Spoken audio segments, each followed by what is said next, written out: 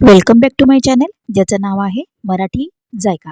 आज आपण पाहणार आहोत सर्दी, खोकला, पडसे यासाठी उपयुक्त आयुर्वेदिक काढ्याची रेसिपी।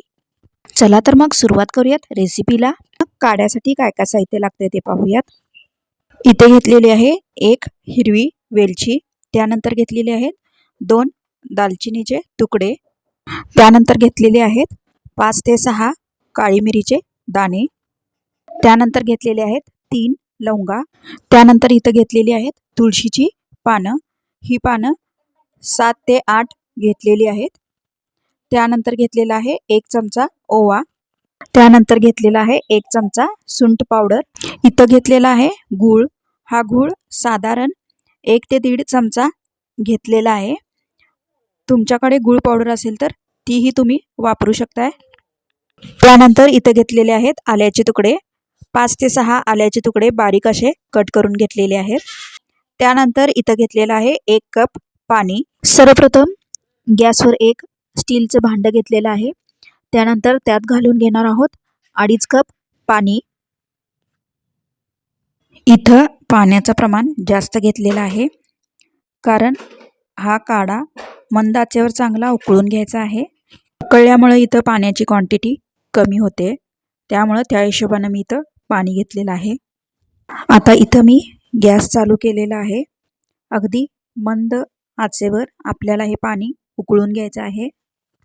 एकदम पारंपरिक आणि खूप सोपी पद्धत आहे ही काढा बनवण्यासाठी। त्यानंतर पाण्याला हलकीशी उकळी आल्यानंतर आपण त्यात घालून घेणार आहोत काळी मिरी, वेलदोडा, दालचिनी, हे सर्व बारीक असं कुटून घेतलेलं आहे। ते आता आपण या पाण्यामध्ये घालून घेऊ। त्यानंतर त्यात घालून घेऊ 3 लवंगा, त्यानंतर इथं घालून घेऊ आल्याचे तुकडे, 5 ते 6 आल्याचे तुकडे स्वच्छ करून व्यवस्थित चाकूने कट करून ते या पाण्यामध्ये टाकून घेऊ। त्यानंतर 1 ते 2 मिनिटं चांगली उकळी काढून घेऊ।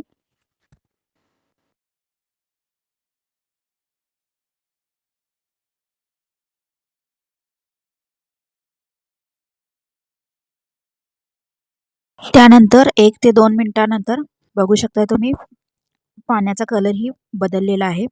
त्यानंतर त्यात घालून घेऊ ओवा। इथं मी 1 चमचा ओवा घालत आहे।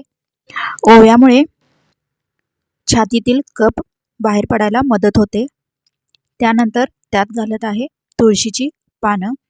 इथं 7 ते 8 तुळशीची पानं घेतलेली आहेत, ती आता आपण यामध्ये घालून घेऊ। आता चमच्याने व्यवस्थित मिक्स करू। तसेच हा काढा खूप पटकन आणि कमी वेळेत तयार होतो।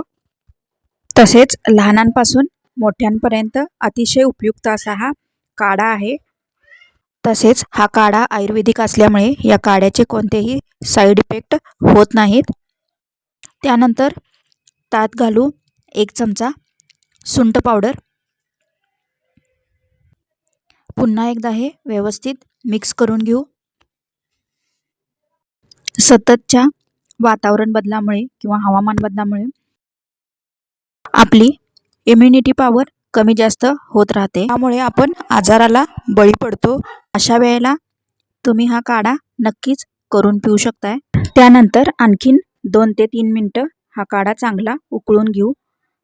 नंतर त्यात घालून घेऊ गूळ आणि पुन्हा एकदा हे सर्व व्यवस्थित मिक्स करून घेऊ। या काढ्याचे सर्व साहित्य अगदी आपल्या घरी उपलब्ध असते, त्यामुळे कोणीही हा काढा करून पिऊ शकते। आणि पुन्हा एकदा व्यवस्थित 2 ते 4 मिनिटं चांगली उकळी काढून घेऊ।